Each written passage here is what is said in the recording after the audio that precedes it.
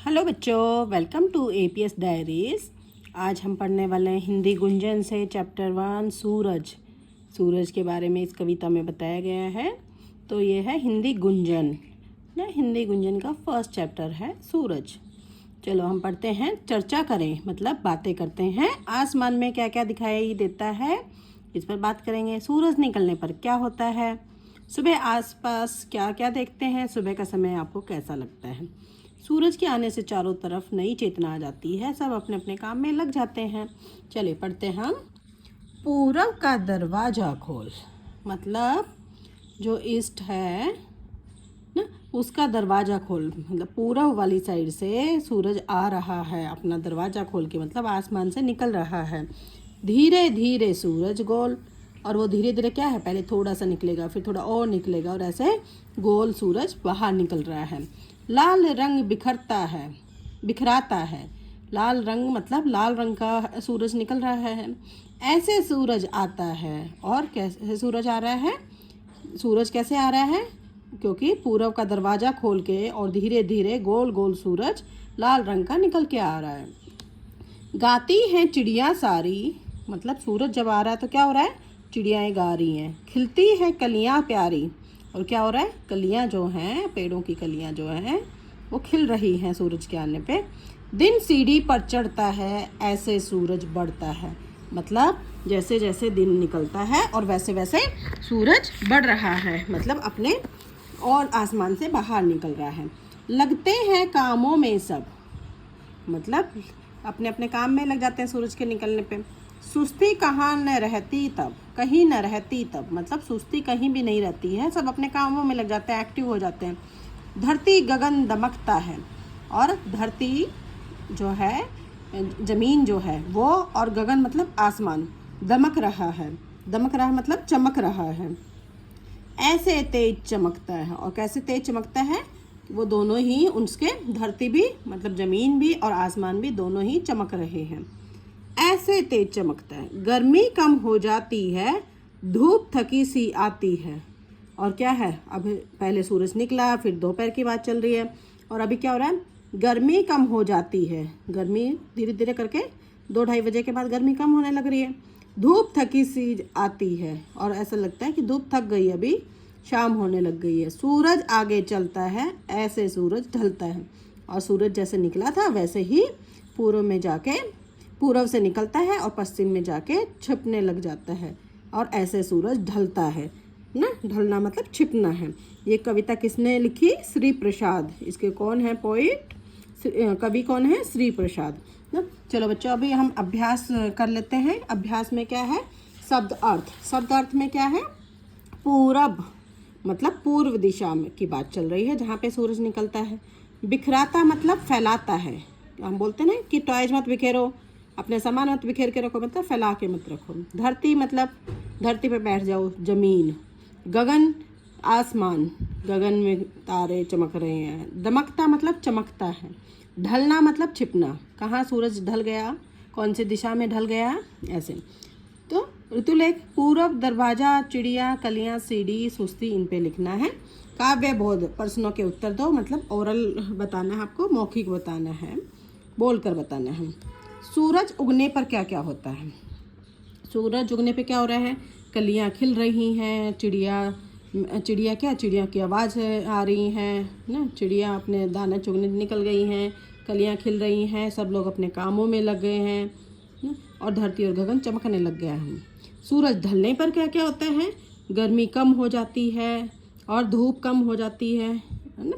पूरब का दरवाज़ा खोल, इसका अर्थ क्या है, मतलब पूर्व दिशा से सूरज धीरे धीरे करके निकल रहा है।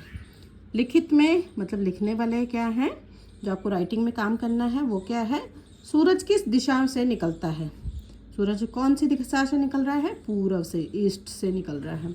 सूरज निकलने पर सब क्या करते हैं, अपने अपने कामों में लग जाते हैं सुस्ती छोड़कर। सूरज किधर छिपता है, और सूरज किधर छिप रहा है, पश्चिम में सूरज छिपता है, वेस्ट में छिपता है। चलो अभी हम और पढ़ते हैं। सही उत्तर पर टिक लगाओ। सही सूरज, जो भी सूरज के क्वेश्चन है मतलब इस पोइम से, उस पर टिक लगाना है।